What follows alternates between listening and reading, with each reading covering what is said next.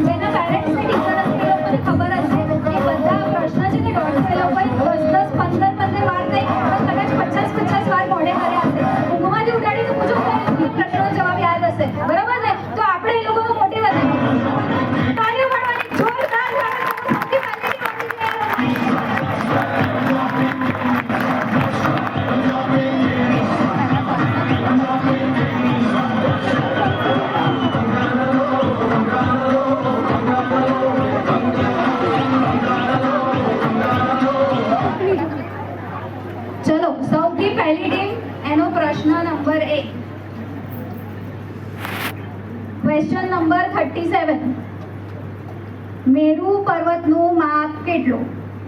મેરુ પર્વતનું માપ કેટલું? 1 લાખ યોજન. જવાબ સહી જવાબ.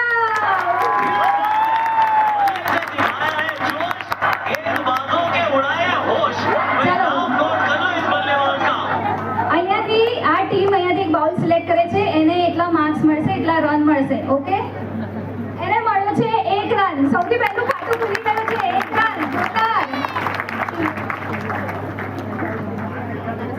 બધાને માર્ક્સ અહીંયા દેખાશે જોઈ શકો છો. આ ટીમનું નામ છે ગુજરાત ટાઇટન્સ. આપણી ગુજરાતની ટીમ છે ક્લાસ ગુજરાત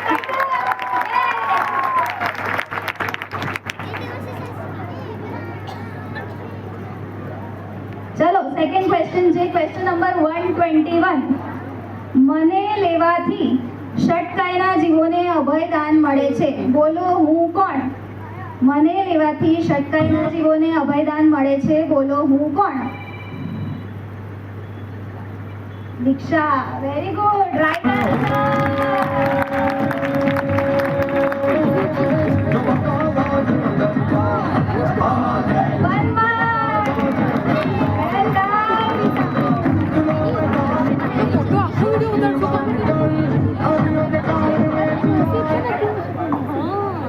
અત્યાર સુધી ગુજરાત ટાઇટન્સને આપણે 2 માર્ક્સ 2 રન મળ્યા છે. હવે એ લોકો સ્પીડ પકડવી પડશે ને 6 સિલેક્ટ કરવાના છે આમાંથી. ચલો ક્વેશ્ચન નંબર 130 100 વર્ષના ઉપવાસનો લાભ શેનાથી મળે? 100 વર્ષના ઉપવાસનો લાભ શેનાથી મળે? ભગવાનને 3 પ્રદક્ષિણા દેવાની. સહી જવાબ.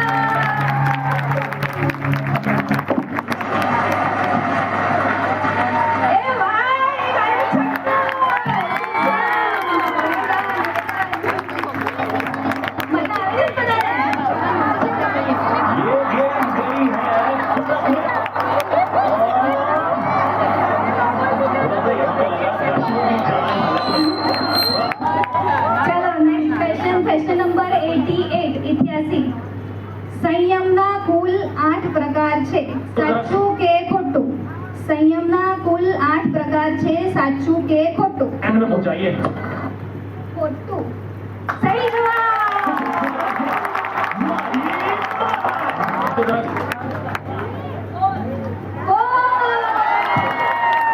આ જવાબ કેટલા કોઈને જવાબ આપવાનો નથી હો પણ ઓડિયન્સને આવડતો તો આ લોકોમાંથી કોઈને નથી આવડતું જવાબ આપણે જવાબ નથી આપવાનો કેમ કે અંદર બીજા પ્રશ્ન આના રિલેટેડ આવશે. પણ બધાએ ધ્યાન રાખજો કે કેટલા ક્વેશ્ચન્સ ડિફિકલ્ટ હતા છોકરાઓએ તૈયાર કર્યા છે.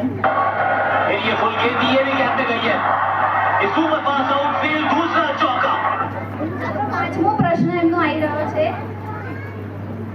ક્વેશ્ચન નંબર 87 સંયમના કેટલા પ્રકાર છે? पर ये रवैया સંયમના કેટલા પ્રકાર છે?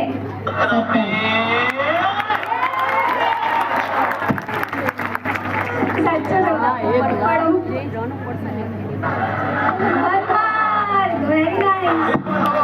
कनेक्शन तो अच्छा हुआ नहीं है और ये चला गया बाहर चला गया ये लग नहीं रहा था पर छक्का लग गया ટેન્શન થાય છે, બહુ ટેન્શન થાય છે. ટેન્શન બધું આવડે છે હો. ચલો 94 નંબરનો ક્વેશ્ચન છે. કારતક સુદ પાંચમના દિવસે શેની આરાધના થાય? કારતક સુદ પાંચમના દિવસે શેની આરાધના થાય? જ્ઞાનની.